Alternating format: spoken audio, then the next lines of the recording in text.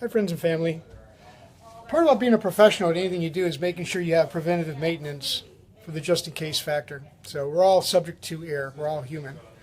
So for that reason, we have a new house right here. We have a short balcony. We have a lot of furniture going up there.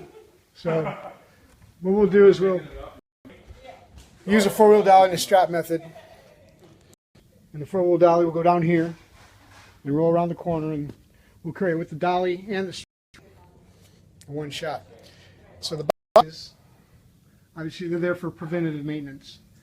So just in case there is an issue, the box will get damaged, not the wall, not the furniture. So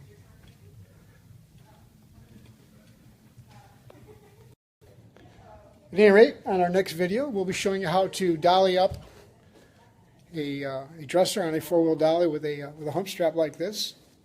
It's pretty easy actually, and that's about it. We'll see you in the next video. Peace.